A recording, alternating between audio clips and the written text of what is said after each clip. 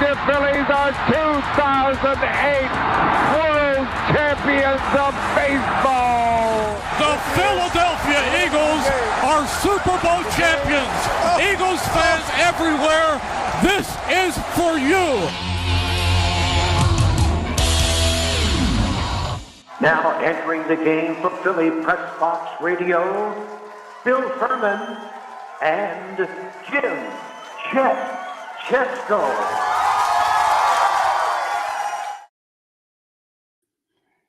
It's Wednesday, June 14th, 2023. Welcome to the Philly Press Box Radio Roundtable, brought to you by the Irish Rover Station House in Langhorne, PA, Allstate Insurance in Westchester, PA, Cavs, Philly Tailgates, and the Edge of Philly Sports Network.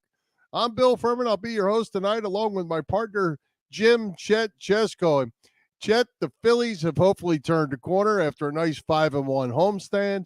The Denver Nuggets are NBA champions, so next up for the Sixers is the draft, along with some key personnel decisions.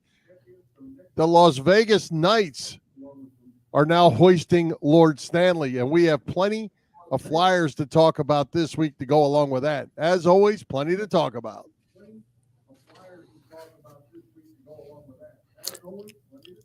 Yeah, Bill, I think we're both feeling a little better about the Phillies now. Still some concerns, however, pitching in my case. All of a sudden, both the NBA and NHL seasons are over, though we will talk a good bit of hockey on our show this week. And just so you know, everybody, I'm having audio difficulties, so I'm listening to the show on a slight delay. So if it takes me like 3 seconds to respond to something, Bill, that's why. So take it away. It's just not you being a little slow at the switch today?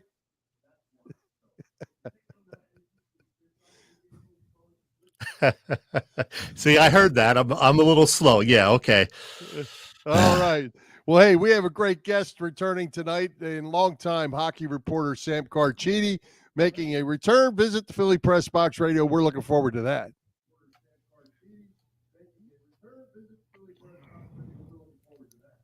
Yeah, you know, Sam's going to give us his take on the Flyers' recent management moves, their offseason strategy, and he's also going to tell us about a very cool project that he is working on. He's very heavily involved with, in fact, something that you and I, Bill, are both going to be pretty excited about, I think. Absolutely. We're looking forward to it, so let's get to it. Let's welcome Sam Carchidi back to Philly Press Box Radio. Sam, welcome. Hi, guys. How you doing, Bill? How you doing, Chet? Great. Thank you for having me. Hey, Sam, you know, we can't wait to talk with you about that new TV project that I mentioned. But first, we want to get your take on the state of the Flyers. Before we talk about last month's management hires, let's just kind of put a lid on the 2022-23 season. Not a great one, of course, just 75 points, the seventh worst team in the league. What were the real issues this past season for the Flyers? Well, I guess the number one issue is they didn't have enough talent. And, of course, they were crippled by injuries as well. But, you know, to me, I think John Tortorella did a real good job. And what I liked is that they were able to develop a lot of the young players, headed by, Noah Cates and Cam York. And, you go on and on. Tippett was a big surprise. He's still a young player, even though he's been in the league. He wasn't a rookie like the other guys, but I still consider him part of the youth movement. And, I think they took a step in the right direction, and I'm real happy to see that Danny Briere is not afraid to use the R word, rebuild. Rebuild is what has been needed for a long time. And I'm also thrilled to see that he is not afraid to make moves. His predecessor, Chuck Fletcher, for whatever reason, was very gun shy.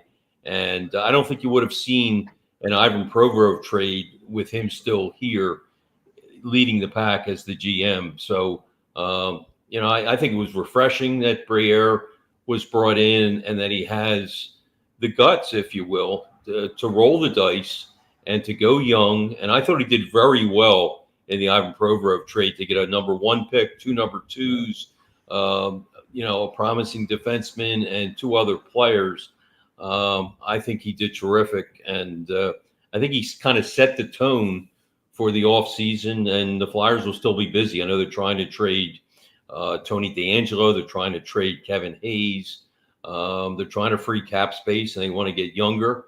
And, of course, now they have some draft capital, not only this year but next year. And I think it's an exciting time. I think the people are ready for a rebuild. And Danny Briere and Keith Jones, they've read the fans' likes and dislikes, and I think they realize that the fan base is ready for a rebuild. But Chuck Fletcher, for whatever reason, had a difficult time reading the fans and doing what was needed. And as I said, I think he was really gun shy to make deals too. And so far, so good with Danny Briere. Yeah. We'll certainly get back to Keith Jones because there's plenty to talk about with that surprising move. But I want to go back a little bit and ask you, it seems like it wasn't that long ago when Ron Hextall was the GM that it was thought that the Flyers minor league system was one of the tops. And from there to here, we've gone from kind of top to bottom with no real prospects or very few prospects that can play in the NHL. What happened? Yeah, I don't think they went to the total bottom, but I think they're probably in the maybe bottom 1/3. So I really understand your point totally, but they do have some guys, that are going to make their mark. And the top guy to me is Tyson Forster. And I think you'll see him be a regular with the Flyers next year. And he excites me. He's a guy who, can be a 30-goal scorer, and they do not have snipers. I know you guys have followed this team for a long time. I think the last true sniper they had was Jeff Carter. And that goes back, a long time. Yep. And, they need that. That's why it was a little disappointing last year that they didn't even make a play for a guy like Johnny Gaudreau. I think when you're going to have a rebuild, people have the tendency to think everybody is going to be young. That's not the case. You do need some veteran players to show the way. And Gaudreau would have been a good part, a good piece for the rebuild. And now they have guys like Sean Couturier they're counting on to give them a veteran presence, Cam Atkinson. But their defense is going to be very young. They're going to make some mistakes, but they're going to have to live with it. And there's going to be growing pains, no question about it. But as I said, I think the fan base is ready for that, because if you see the future has a chance to be bright, you're ready for a rebuild. And who knows what's going to happen with Carter Hart, if he's going to go or if he's going to stay. But he's certainly a very valuable piece if they decide to trade him. Well, getting Atkinson and Couturier back will certainly be a big plus. You mentioned Carter Hart. What do you think, Sam? He's still a young guy. He's going to be, 25 this August. Why would they even consider trading him? Why not keep Carter Hart and, build around him? Yeah, good question. And I don't think Danny Briere is, rolling up his sleeves and saying, come at me. We want this guy out of here. I don't think it's that at all. I think what he's saying is, if you overwhelm me with an offer, I will consider it. He knows, Danny's a smart guy. He knows that Carter Hart is a guy who can be the backbone of this team. He's certainly the MVP this past year. He can be the backbone of this team for the next 8 to 10 years. So I think he has to be really overwhelmed, has to have his socks knocked off. I think if you're another team and you offer 2 first-round picks, an NHL player and a prospect who is very highly regarded, I think you have to consider it. That said, I'd be surprised. I'd say the odds are 80 to 20 against it happening. But, I like the fact that Danny is listening. And Keith Jones and Danny Briere have both said, we're not in a position not to listen. And, again, they get it. And Carter Hart is certainly a valuable chip that you could trade. Let's face it, he's the most valuable on the team. So you have to listen. But my guess is that he will still be back next year. But we'll see. It's kind of exciting to see that they possibly could deal him, and to think of what you could get for Carter Hart. And but I'm with you. I would love to see Hart stay here. And that said, I think he's been a good goalie, but I don't think he's been an exceptional goalie. I think he will get there down the road. But goalies usually don't develop. See, Bernie Perrant, they don't develop till they get a little bit older in age. And Carter Hart's best days, I think, are in front of him. Well, we mentioned Keith Jones a couple times. You've known him at every position he's ever held in the organization, as you've been there the whole time. What do you make of that move with Keith Jones? And is he the kind of guy that has the whatever it's going to take, the moxie to be a team president? Yeah, Jonesy's a great guy, and he's got a great mind, and that will really help him, and his contacts will help him. You know, let's face it, being a broadcaster and being around the league, he knows the league, he knows front offices. That said, I was really surprised that they went with Jonesy. I really thought Ray Shero was going to be their choice. I was very surprised they went with Keith. And again, that's not a knock on Jones at all. But I just thought Danny Briere, being a rookie general manager, needed somebody who's been through this to lean on. And Ray Shero has won a cup with Pittsburgh. You know, he's the guy behind the rebuild of the Jersey Devils. If you look at the Devils last year and all the progress they made, well, you know, Ray Shero tore it down to the core. And the players that are starring now for New Jersey are Ray Shero's guys. And that's just what the Flyers need. You know, they need to tear it down and build with young players. Granted, they had a couple really high picks, number one picks, and that certainly expedited their rebuild. But I thought Shero would have been the perfect choice. But I'm not against Keith Jones getting the job. I think he'll do a very good job. But I was just, you asked me if I was surprised. I was surprised because, Ray Shero wanted the job. I've talked to Ray. He really wanted the job. And, it's not that often that you have a general manager of his ilk, a guy with general manager experience, I should say, of his ilk ready to become the team president. But I think Keith will do a real good job. Again, I don't want this to come out as a negative towards Jonesy because he's got a great mind and he's got a great rapport with Danny Briere, and that's in his favor. They've been close in the past and they'll be in concert. But I just thought they might go with somebody, like I said, that Briere could lean on. But he'll lean on Jonesy. It's just unusual to have two rookies like that in the front office. And let's face it, Dan Hilferty, who's the chairman, is also a rookie. So, they're rolling the dice a little bit, but they're good people, very good people. So I think it'll work out, but it's just a very unorthodox move, to say the least. And now Patrick Sharp back in the Flyers organization as well.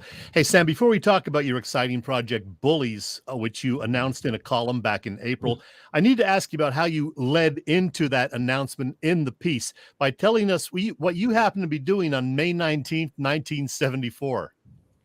Yeah, I was a teenager, and I was going to school when I was working part-time at a drugstore, so I wasn't working. I wasn't making a lot of money at that time, and I bought a ticket from a scalper for $40. Now that may not seem like a lot of money now, yeah, but the tickets for the Stanley Cup final back then were $7.50 was the face value, and I paid $40, and I thought I was crazy. That was an exorbitant amount of money for a teenager at that time to put out that kind of money for a second level seat. But it was the best $40 I ever spent. The Flyers, the Flyers, of course, won that game, Game 6 against Boston, 1-0. And it's the only Stanley Cup they have won at home, where they clinched at home. Of course, Stanley Cup 2 was in Buffalo. Mm-hmm. So it was money well spent, and just the experience. And truth be told, I ran downstairs and tried to get over the glass onto the ice, but I never made it because by that time I had friends of mine that were actually on the ice. But by that time, the police were down there, and it's funny because I in this in all the interviews I'm doing for Bullies, this project we'll get into, I talked to somebody, and they told me that Ed Snyder at the beginning of the third period, the Flyers are leading 1-0, and the beginning of the third period of that game was told you better get security down there. You know, we got a chance to win the cup. And Snyder, being very superstitious, said, no way. You know, if I send people down there, you know, we're going to lose this game. So it's interesting. That's why all these people, I never knew that. I mean, maybe it's well known. I never knew that. So that's why people were able to climb the glass ice, because nobody was there, because Snyder was worried if he sent somebody down there, it was like, hey, we're going to win the cup. But he didn't feel safe yet with a 1-0 lead. Who can blame him?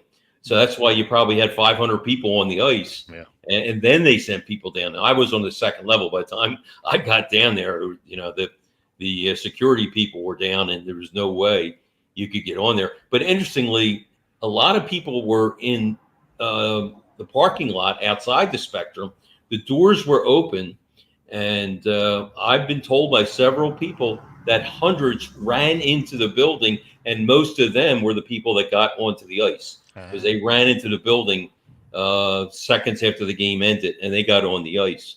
So yeah, it was a crazy time, but it was, like I said, it was the best $40 I ever spent. Rick McLeish tipped in Moose DuPont's drive in the first period, power play goal. Bernie Perrant did the rest, made 30 saves, including a big one on Ken Hodge late in the game.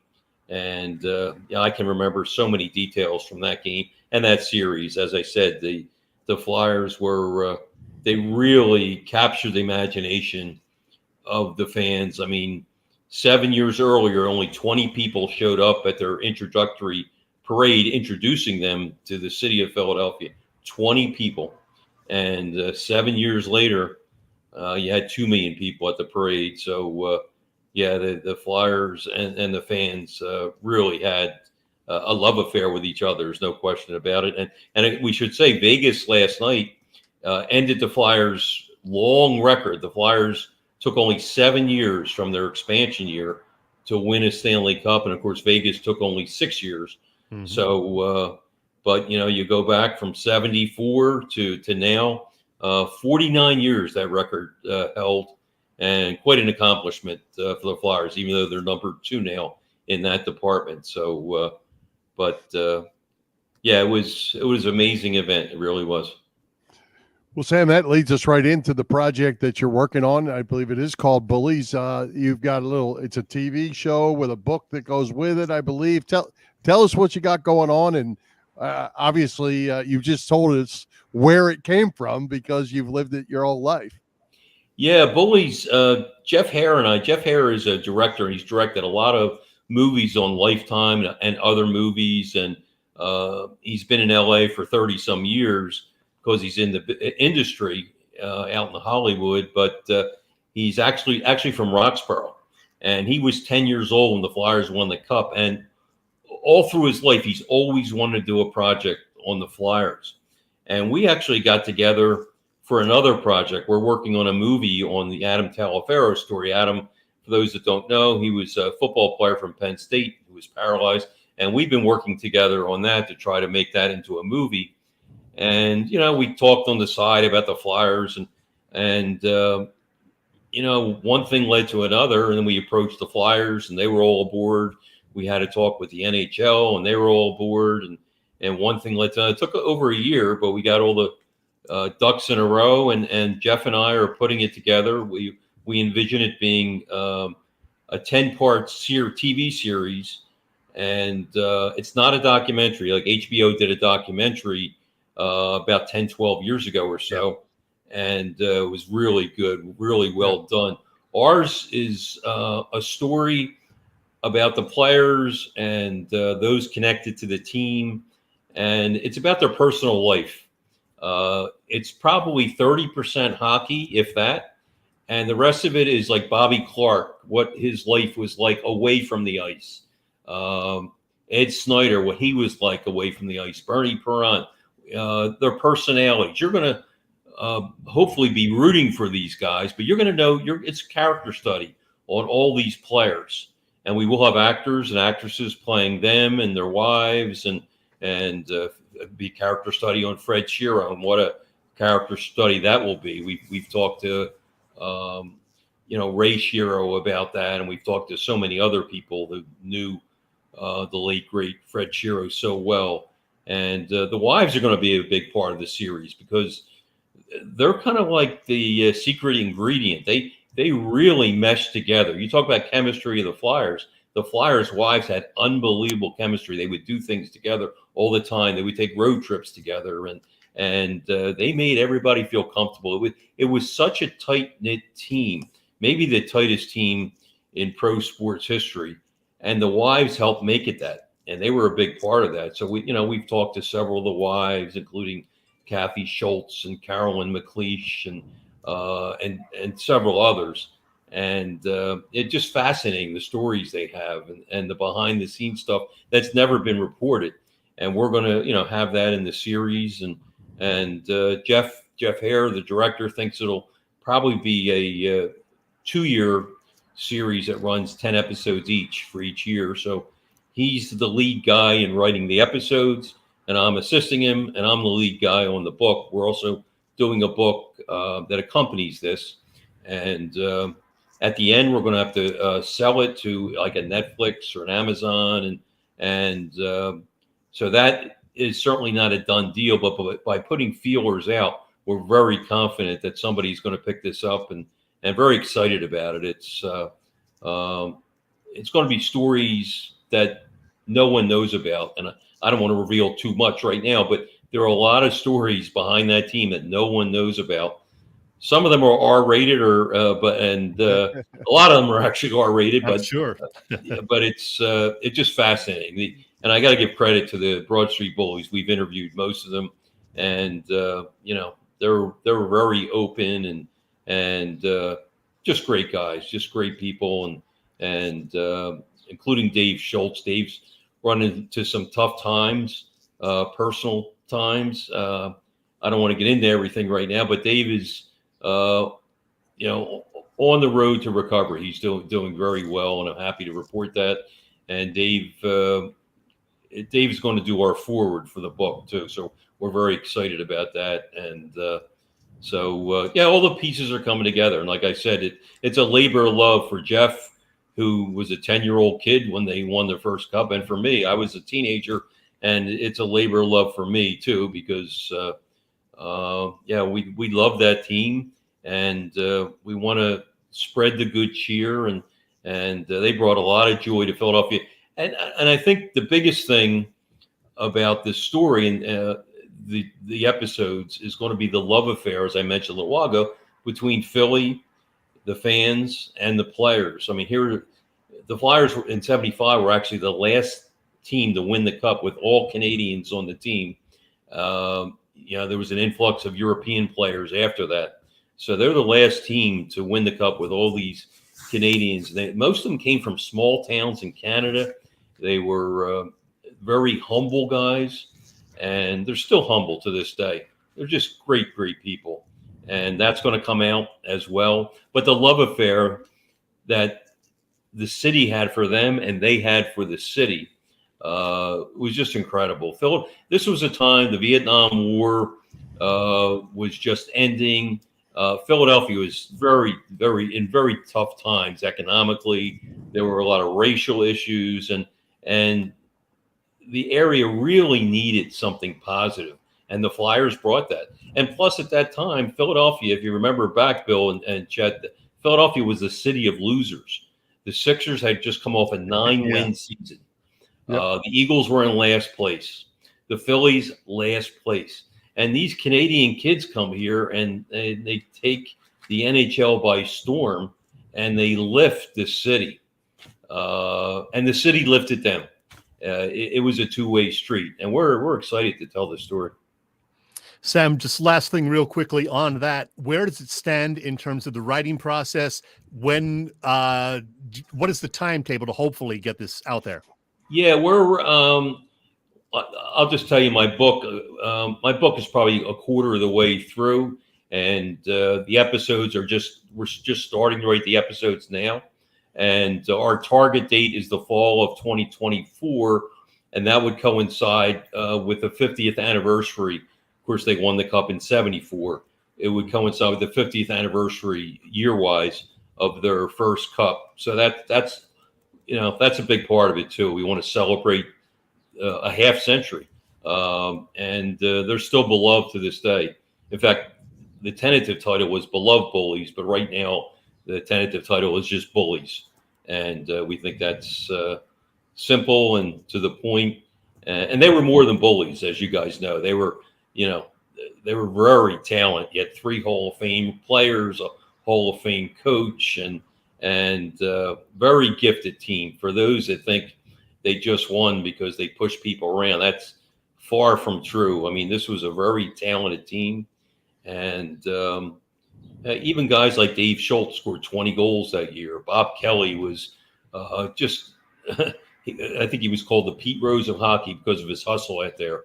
The third line was Oris Kindrachuk centering Selesky and Schultz. And even if they didn't score, and they did score some very important goals that year, but when they didn't score, they created energy and momentum.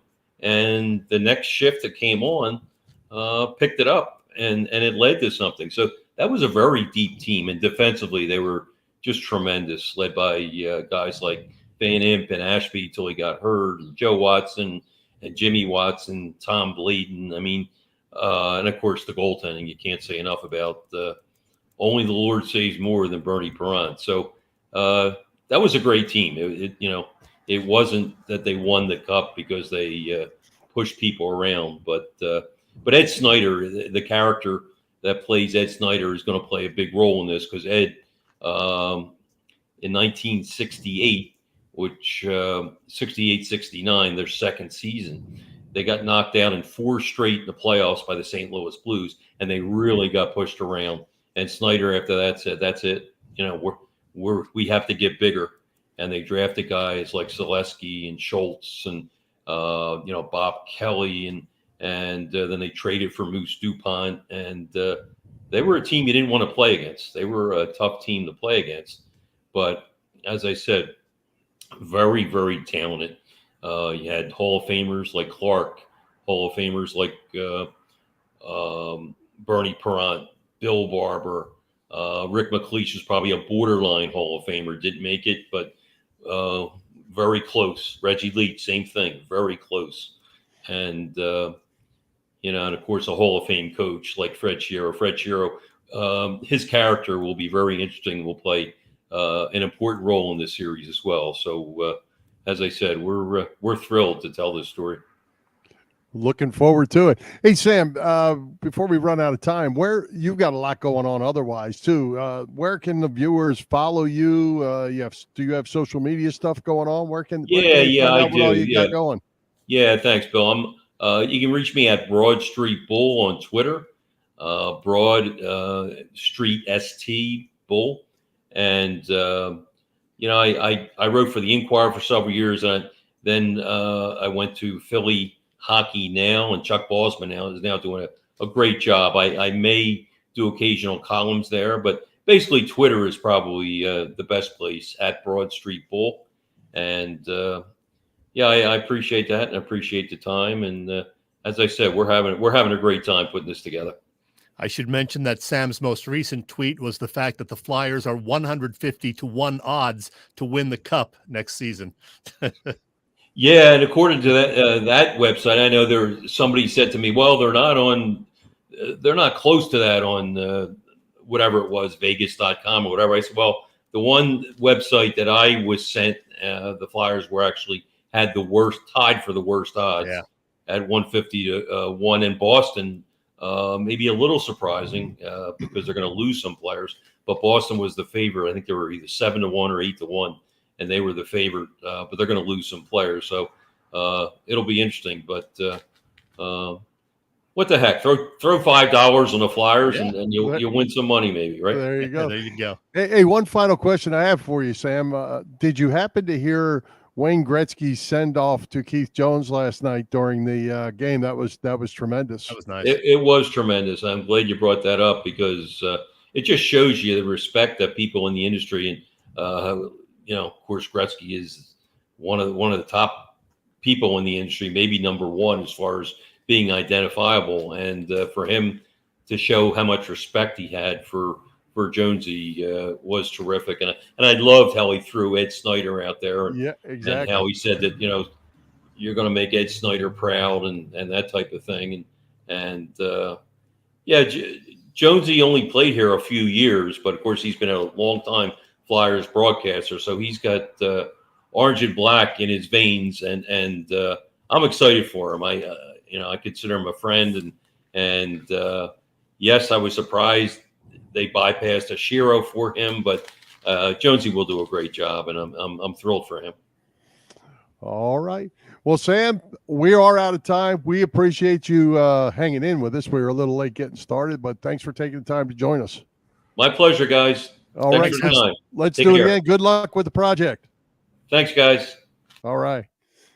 All right, Chet. Summer's here. Gas prices are going up. It's time for you to save some money with Allstate's pay-as-you-go auto insurance. Yes, sir, Bill. Allstate's pay-as-you-go auto insurance puts you in control. You only pay for the miles you drive. With the same full coverage that a traditional policy offers, pay-per-mile insurance gives customers greater control of their insurance costs. See how much you can save with pay-per-mile car insurance by calling your local agent in Westchester, Pennsylvania. That is Dave Lavoie.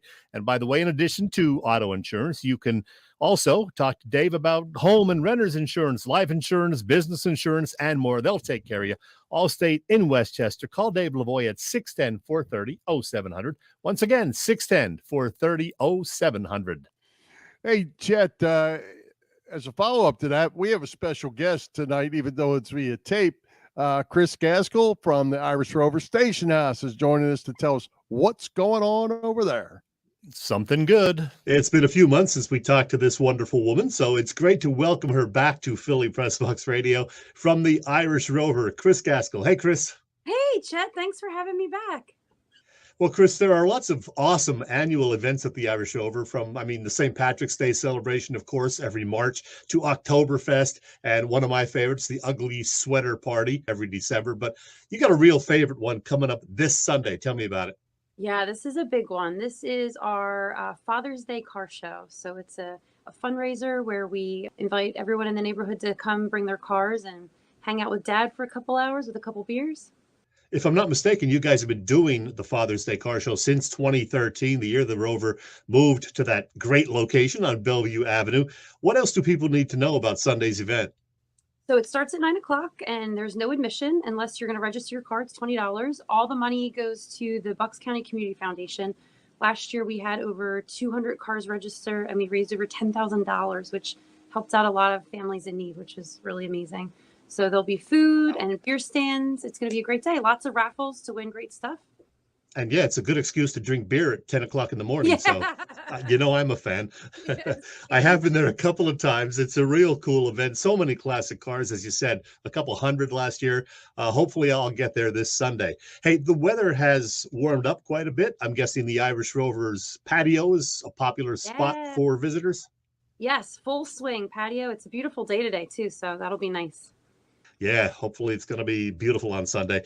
Great to talk to you as always, Chris. Thanks again for your support of Philly Press Box Radio. Again, the Father's Day car show is this Sunday, 9 a.m. to 2 p.m. outside the Irish Rover Station House, which is on Bellevue Avenue in Langhorne. It's me, Jackie Bam Bam from 93.3 WMMR, Philly Press Box Radio. Chet, Bill, what are you doing? It's me, Jackie Bam Bam. Hey, Chet, Bill, I love you. All the best. Bye. Good stuff from Chris. Good stuff from Jackie. Always good to have both of them with us. And are you going to make a trip to the Rover? Yeah, I Sunday? think I can do that. I have a couple of things I got to do Sunday. You know, my weekends, Bill, it's like nonstop. And I got a couple of things going on Sunday. You're going to hear about one of them later in the show. Okay, sounds good. Well, hey, let's talk about the Phillies, Chet. They win 5 out of 6 at home against Detroit and the Dodgers. Got some really good starting pitching. They got enough hitting to get by. They go off to Arizona. They split out there so far with a big, they blew, we'll get to this. They blew the first one with that stupid bullpen game. Scored a lot of runs last night. That's good. Right now, 8.5 behind the Braves, just 3.5 behind the Marlins after 67 games. and 2 games out in the wild card, which is, of course, how they got in there last year. So, yeah, I think they're going to be a playoff team. I really do. But I'm still concerned about the pitching. Aaron Nola's been just very, very inconsistent. I want Nola to quit whining about the pitch clock and, that whole ordeal. Every game he gets asked about it because there's always something where he gets in a little trouble or, he tried to milk it the other day by throwing out the balls, getting a new ball. It's a goofy rule, the whole thing, but he's got to adapt. Everybody else is adapting, so quit whining, Aaron Nola. Well, start pitching better. Whatever it takes, Hey, start that'd be pitching nice. better. I know you were happy with the manager taking Taijuan Walker out after 5 shutout innings the other night, weren't you? Oh, I was really thrilled about that. And you know what? You could write this down, Chet. On June the 12th, Monday night's game that they blew in the bullpen game, when they lose a playoff spot by 1 game, mark that one down. Because if he managed Sunday correctly, he wins Monday too. And he blew that by taking Walker out, using 4 relievers, probably his 4 best relievers, in order to beat the Dodgers, which you got to win today before you can win tomorrow. No doubt about that. But Walker was mowing them down. This whole 18 to 22 batters now, because that's ridiculous. So now we're on a batter count and a pitch count. It's just insanity. Yeah, 3rd time through the lineup, they're concerned about that. Give the guy a chance, for God's sakes. As you said, you want to save the bullpen, especially with a bullpen game coming up the next day. I agree with you on this one, Bill. And I don't ever want to – I said this last week. I don't want to see Dylan Covey again. He came in the other night, gave up a 3-run homer. Yeah, and we talked about this just last week, I believe, or it was the week before, about all the relief pitcher appearances that were going on. And I mentioned at the time that Connor Brogdon was leading the staff in appearances. They shipped him to Lehigh Valley and kept Covey and some others that really make you want to scratch your head. Yeah. Brogdon's taking the ball every other night. He's going out there and pitching for them. And then the next thing, he's gone. I'm sure he's going to be back. Yeah. But why you make that move is a head scratcher to me as well. They're going to go through about 35 pitchers this year, Bill. You wait and see. Hey, the good news, Andrew Painter threw a 20-pitch bullpen session yesterday or today, and he's going to do another one on Friday. So it'd be nice to get him back in, early to mid-July if possible, because he's certainly rested. Yeah, right. He should be. But, if you look at it, if they can get a little more out of Nola that you mentioned, Wheeler's coming around. Suarez is pitching well. Walker's coming around. They're inconsistent, but they're getting better. But the bats are starting to heat up a little bit, and that's a good thing. We both complained about Schwarber being in the leadoff spot. Was it the right thing? But you put him in the leadoff spot, you turn the calendar to June, and he's on fire again. Well, he's still hitting 174. He's not on fire. There's that. He's hitting home runs. He's hitting home runs, and he does get a lot of walks. He does get a lot of walks, sees a lot of pitches, so that helps too. But yeah, you'd like to see a guy getting closer to 200 at least in terms of his average. I'd like to see a guy getting closer to 300, like Bryson Stott is now back at the 300 mark. Well, that's the other thing. Why do you rest Stott and Marsh against a marginal lefty the other day? I know you want to give some other guys playing time, but it's not like they're going up against Sandy Koufax or, Randy Johnson or some other dominating lefty. Come on. Stott can hit lefties now. We know that. Well, if Stott or Marsh, they're both young guys. If they're going to be what they think they're going to be, they got to be in there against lefties. They got to learn how to hit them. If they can't hit them, they got to learn to hit them. And the only way you're going to get to do that is in the game. Bill, we're agreeing on too many things tonight. Let's move on. Yeah, well, you know what? Yeah. So let's talk about just a second. Let's talk about those Atlanta Braves, Chet. They are stinking good. And yeah, they are. Do you expect, they're 8.5 back, and you know what? I just looked that up, so I don't know if it included their doubleheader that they played today because they had a rain out last night, so it might even be a little more than that. I don't see the Braves collapsing like the Mets collapsed last year. No, I don't either. But the fortunate thing is you had the 3 wild cards, so you don't have to win the division. We learned that last year, so not a big deal. It would be nice if they did have a little slump occasionally, but who knows? They're going to win the division, I think. But I do think the Phillies will be a wild card and hopefully, finish second in the division at least. So long way to go still what, 95 games or whatever. This weekend, the Phillies play the Oakland A's, who up until yesterday were the worst team in baseball by far, but now they've won 7 in a row all of a sudden. And they're beating the Rays. They're beating the Rays, who are the best team in the American League. And last night they had a reverse boycott. They all showed up and said to the owner, sell the team, keep it here, don't move to Vegas. So it's crazy out there in Oakland. It certainly is. And the reason I mentioned the Marlins in that initial rundown was just 3.5 games behind the Marlins. They need to take over that spot quickly and get in the second spot in the East. And no matter what the Braves do, they should be in good shape. And look, we know the Pirates are a good story, but you got to think they're going to fade and they're not going to actually be a wild card team. It would be kind of nice, kind of fun to see them do it with that low budget roster, but they're going to fade. So I'm not worried about them. And the Padres have been kind of a mess, and the Mets are just being the Mets. So I don't think they're going to get back in it. Yeah, they might blow that thing up in New York. They stinking. They do. Hey, speaking of the Pirates, got to give a shout out to that Andrew McCutcheon who got his 2000th hit the other day. Incredible career for a guy who I watched when he was in middle school. And a good dude. His whole career, good dude. He got back to Pittsburgh, and that was good for him and good for them. Congratulations to Andrew. Like I said, I've been watching him since way back in the day, and he's even better than we thought he was going to be, and we knew he was going to be a really good player. Yep, good player and a solid human being. That's right. All right. Hey, let's give a shout out to all the shows at the Edge of Philly Sports Network this week. As you can see, we got lots of Phillies coverage. We have Eagles coverage. We got Philly Press Box Radio on Wednesday night, 7 o'clock. We got Edge of Philly Sports Live tonight at 8:30 as well. We have some lacrosse, everything. We got it all covered. Check it out at www.eopsports.com, as well as Edge of Philly Sports on YouTube. You can also find our show on Philly Press Box Radio YouTube channel. So check that out. Help us out by hitting those subscribe, follow, and like buttons. And as always, share with your family and friends. If Cher had a twin sister, it would be Cher and Cher alike. You don't say. I'm sorry. Bill! You don't say. Whoa!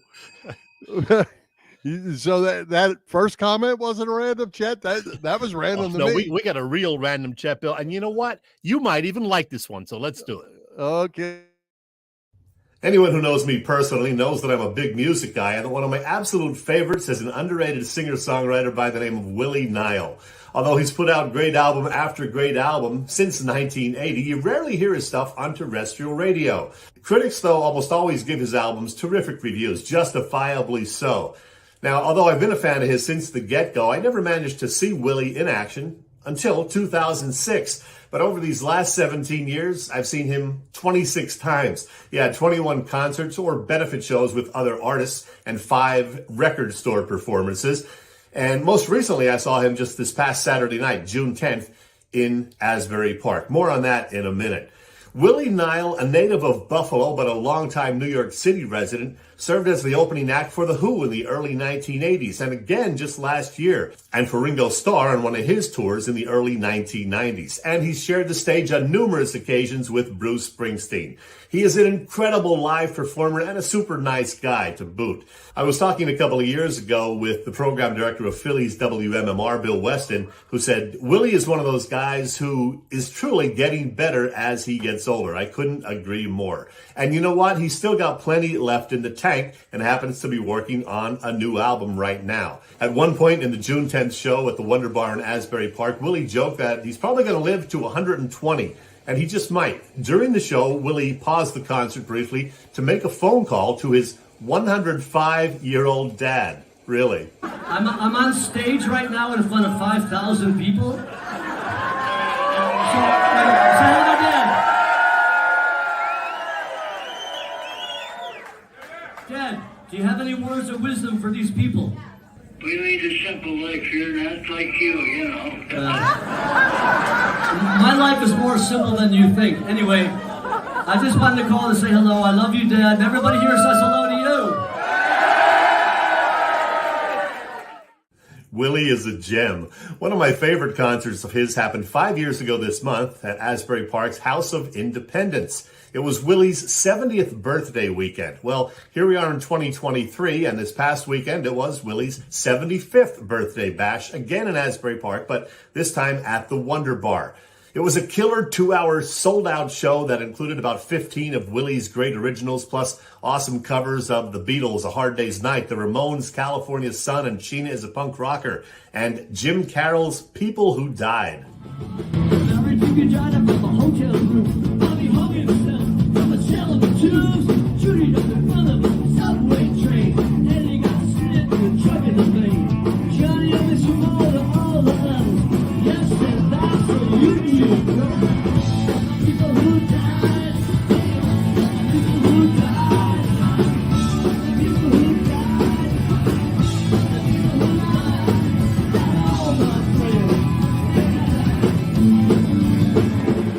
Such a fun night. Okay, if you're not overly familiar with Willie Niles' music, do yourself a favor and check out songs like Vagabond Moon, House of 1,000 Guitars, Forever Wild, Streets of New York, The Innocent Ones, One Guitar. I could go on, just like I hope Willie does. Here's to the next 75 years, Willie. Chet, I hope I have the energy that Willie has when I'm 75. First, I guess you got to hope you're on this side, but then to have the energy that he has night after night is great stuff. And how about his dad, 105 years old? That's amazing. Yeah, that's awesome. Really cool though that he called like that. That was really neat. It was a great show. Good to hang with Willie, talk to him a little bit afterwards. So I'll probably be there for his 80th and 85th. Good luck. Good luck to him. Hey, just to let our listeners and viewers know, we started this thing out a little bit late, so we might be running just a little bit late, but we're going to get it all done one way or the other. But hey, Chet, unfortunately, I didn't make it with you to Citizens Bank Park for the Dick Allen bobblehead giveaway Friday night. Do you have your bobblehead displayed? Right here. There it is. Dick Allen. There he is. So now it came out a little later that they had a second bobblehead that night. There's two of them. Huh. One with the younger one, which you have, and then there is the older version of the bobblehead. That it was more of a limited giveaway, but there were two different ones given away. Did you not know that? I did not know that. Now I got to find that one. Yes. So how was it? Was there a good crowd? And of course, it was the a great Dodgers crowd. were in town. They won on the Schwarber walk-off. So yeah, it was a sold-out crowd, 43,000 people, and we had seats behind home plate, but up high, so you could see everything. But right before the ninth inning, we went down and went over on the third base side on the concourse, so right behind where everybody was sitting, and that's where we saw Schwarber hit the home run, and the place went nuts. So it was a lot of fun. Very good. All right. I figured you'd have that bobblehead somewhere close to you. If it wasn't in your work, it's probably sitting on your desk at home. That's for sure. Brought it in just to show you, Bill. All right. Well, I want to see it. And you know what? I need to get one. I need to find one. I looked as everybody was clearing out. I was looking under the seats in those couple of sections just to see if maybe somebody, left one there for me. But no, they didn't. They didn't do it, huh? Well, we'll find one. I'm sure they're out there on eBay. We'll just have to see if there's something that's affordable. What do you think? Exactly. All right. Well, hey, Chet, tell us what's going on with Bob Cavanaugh and the gang at Cavs Philly Tailgates. Bill, Bob Cavanaugh at Cavs Philly Tailgates has been cooking up terrific catering business for more than 30 years now.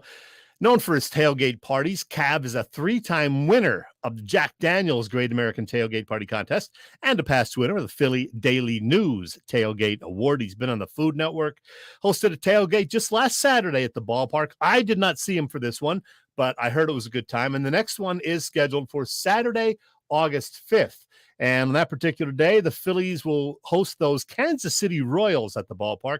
Check out the menu for that one. This is a typical menu for most of Cavs home tailgates. Great food, all sorts of beverages, terrific variety of stuff. Cavs also does corporate events, graduation parties, you name it. Cavs Philly Tailgates is the way to go. If you need more info, email them at cavscatering@verizon.net or check the website phillytailgates.com. And you know the Cav also does the catering for Philly sports trips. And boy, Vince and those guys really have a lot coming up.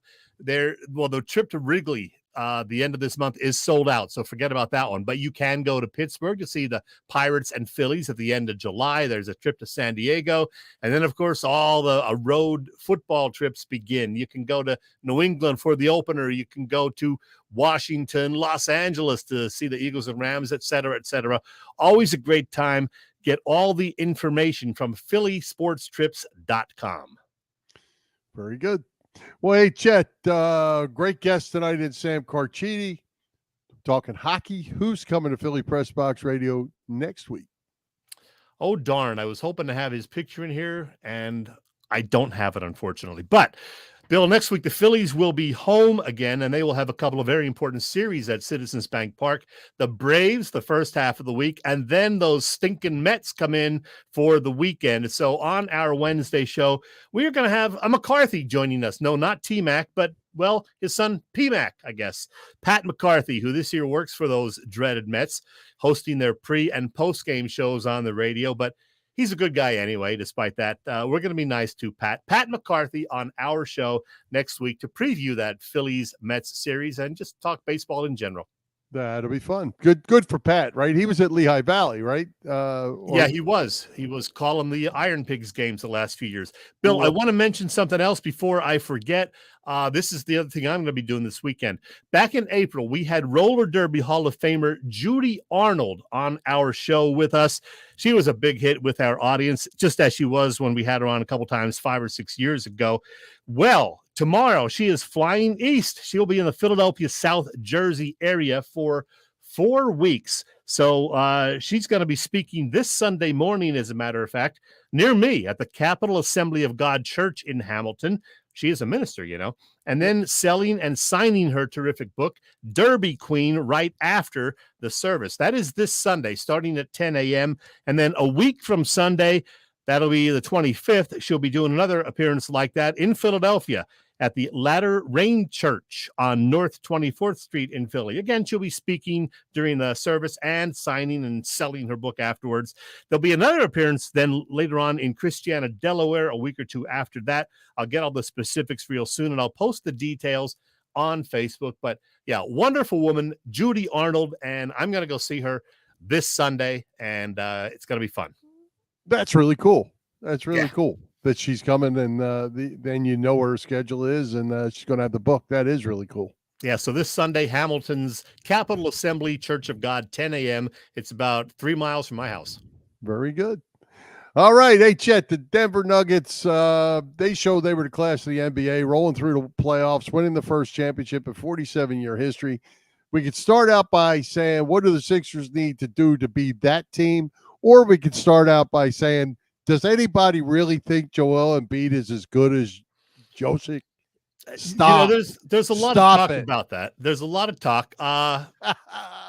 Joel won the MVP. Yes, that's a regular season award. I know that. He has not done well in the playoffs. We know that also. I don't know how Jokic does what he does. He looks like he's just kind of a, chubby, slow guy, but man, he can shoot, he can pass. His stats for the playoffs, 30 points a game, 13.5 rebounds, and 9.5 assists. The guy does it all. So, yeah, he's going to be an MVP candidate for years to come. And the Nuggets are going to be a team to compete with.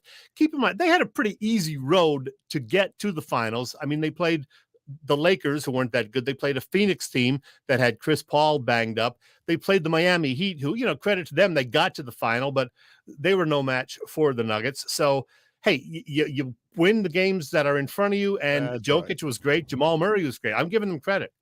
Yeah. I mean, you never have to apologize for winning. That's one of my old sayings from way back when I was coaching. I mean, look at 2008. The Phillies ended up playing the Tampa Bay Rays instead of Boston or whoever was thought to be going there, and made it a little easier for them. But they got that trophy. That's all that matters. Absolutely. Hey, I will say this. because I've been in Atlanta for the last couple of days before heading home today. And I had Atlanta Sports Radio on, and they were talking about this. So, our friend, your friend, Sandra Golden, yes. Yes, she was on. I got to hear her. But listening to the whole bunch of them, and they were talking a lot about Joker and the MVP. And what I didn't know, because obviously you're not out of town as much, listening to Out of Town, is that the feeling was that it was a national media push for Embiid that got him the MVP, that it was Joker's all along. And the media is the one that pushed for Embiid. Who knew that? I heard some of those rumors, and I heard part of it was just because he won it the last 2 years. They didn't want him to win it a third year in a row and put him in there with, guys like Russell or Jordan or whoever, because he's like kind of the next tier, So, yeah, there was some of that. And I'd like to know who's doing the tiering, because that guy's good. Oh, he's very good. Yeah, he's really good. He was great. And I heard a lot of that too about, he's not at this level. He's not at this level. You average a triple-double for the playoffs. And he, what was the number? I want to say 29 or 39 triple-doubles during the regular season. To go with the triple-double average throughout the playoffs, I'll tell you what, you're going to find that list getting pretty small when you start looking at guys that are doing things like that. He's a better shooter than Embiid. He's a better rebounder than Embiid. He's certainly a better passer than Embiid. I think Embiid is a better pure scorer. Embiid is a better defender. One thing I want to say is with the new coach, Nick Nurse, from what I hear, one thing that helped get him the job, he sold the management of the Sixers on some ideas that he could make Embiid and the team, better, running the team not only through Embiid, but having more of a guard-focused offense as well, whoever's going to be there, Harden or not. And I think that is a key because, I don't think they got the most out of Embiid. So hopefully Nick Nurse knows what he can do. And the Sixers also just in the last 2 days hired a couple of assistant coaches, Rico Hines and Bobby Jackson, who are supposed to be very good with working with young guards like a Tyrese Maxey. So, that's another plus. So, yeah, the Sixers have some work to do. Nick Nurse has a big job ahead of him, but hopefully, we'll feel a lot better about this team come October than we do here in June. Yeah, and one final question to you, I guess, after watching the playoffs, where would you sit the Sixers in kind of some sort of priority order? Like, how far down are they to be as good as this Nuggets team? I don't think they're that far away. I got to be honest. I just think Boston was a real tough matchup for them. I think they would have played Denver tough. Embiid has done pretty well against Embiid against Jokic the couple of times that he played him. So I think it would have been a great series, but woulda, coulda, shoulda, who knows? All right. More to come on that for sure. All right, let's take another quick break and thank our friends at the PPCC 118 Raz Room. They post great sports memorabilia on their Facebook page so people can take a chance of winning something they may not be able to afford or have access to. All items come with certificates of authenticity. They continue to run out great autograph memorabilia from all the Philly teams and more. Check out their Facebook page. Like it or follow it. It's PPCC 118 Raz Room. That's right. PPCC 118 Raz Room on Facebook. Parting shot for you, sir. You ready to put a wrap on it? Oh, let's put a wrap on it. Nothing else overly important. Congrats to Novak Djokovic, the other Joker, on winning another Grand Slam title. He's one of the best. I know you're not a big tennis guy, but that guy's good. Yeah, he's good. No doubt. All right, let's wrap it up. Let's thank tonight's special guest, Sam Carchidi, our sponsors, the Irish Rover Station House, Cavs Philly Tailgates, PPCC 118 Raz Room, and Dave Lavoie of Allstate Insurance in Westchester, PA. For Jim Chechesko, this is Bill Furman. We hope you enjoyed the show. We'll join Philly Press Box Radio next Wednesday, June the 21st at 7 p.m. You can see us live on Facebook. Listen through our website, phillypressboxradio.com, on Google Podcasts, as well as Apple Podcasts, iHeartRadio, and all the others. High hopes, Philadelphia sports fans.